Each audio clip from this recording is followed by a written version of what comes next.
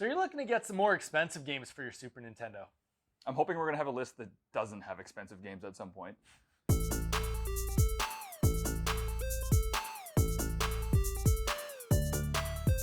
So today we're going to be going over some more expensive games for the Super Nintendo that are really must-haves for the console if you have the income for it. So why don't you start us off? Well, it's seeming that way with all the games. So we're going to talk about Zombies Ate My Neighbors. And I remember this game, this was another rental for me.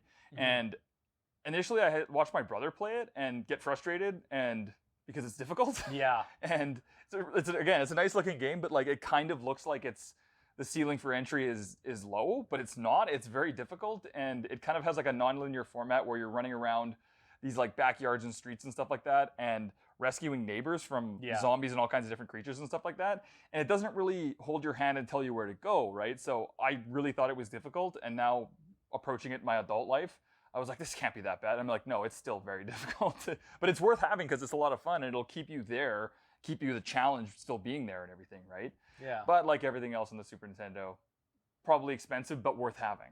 Right? Yeah, this one's an interesting one when it comes to price. So right now, it would be $50 to buy it, which is actually one of the cheapest I've ever seen this game. Pre-COVID, That's a scary thought. Yeah, pre-COVID, this was easily a $70 plus game. And I don't know if it had something to do with the Super Nintendo Classic coming out with it. Oh, yeah. Or what the reason is. And maybe you have your own speculations or whatever, put it in the comments. But right now, this game is really the cheapest it's been in quite a long time at $50. It's actually not too bad. Yeah. And our second game on the list is Super Mario RPG. It's a big one. Yes. I'm guessing you did see that they are doing a remake on the Nintendo Direct. But you know what? Whether you want to get that one or get the classic one, it's a great game. It's got a great story.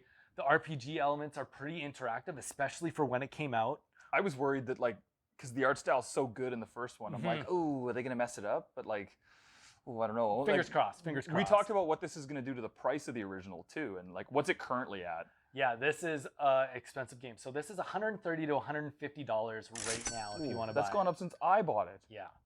So this one has gone up, and it will be interesting to see what happens. And maybe we'll do a quick little video as the new game comes out to see if the prices have adjusted on that.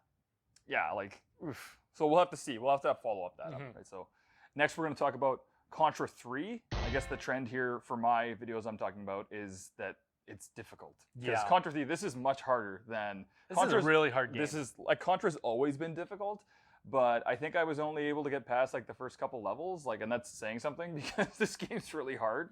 But it does have a co-op mode on it, too. It does, yeah. So, and it's still really, like, just because it's difficult doesn't make it not worth owning. It's a lot of fun. It's a run and gun. It's Contra. It's exactly what you'd expect, but brought into the 16-bit era. And it's super nice looking, too. Like, they did a really great job with this game. They took advantage of all the Mode 7 capabilities and everything, right? And because it's so good, I would imagine it's gone up in value. Yeah, this one's price, $60 to $70. So yeah, it's up there, too. It's gotten way up. And off our list, we're going with Earthworm Jim.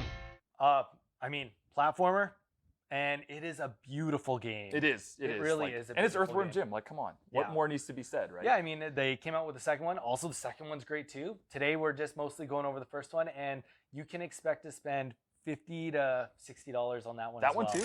Yeah. Like, what is with these games are? Well, Mario RPG is not that hard, but the other three are really hard. So, like, is it the difficult games are worth a lot of money? Like, don't buy this. It's lots of money. It's like, no, definitely buy it because it is lots of money and it's worth your time, right? Yeah. So, you know what? It probably just has to do with how good they are versus how hard they are to find. And you know what? If you have any of these games and you have some cool stories of how you obtain them or maybe got a good price on them, put them in the comments below because we'd love to read them. Absolutely. All of the thrift store, that kind of stuff, right? So, yeah. Until next time.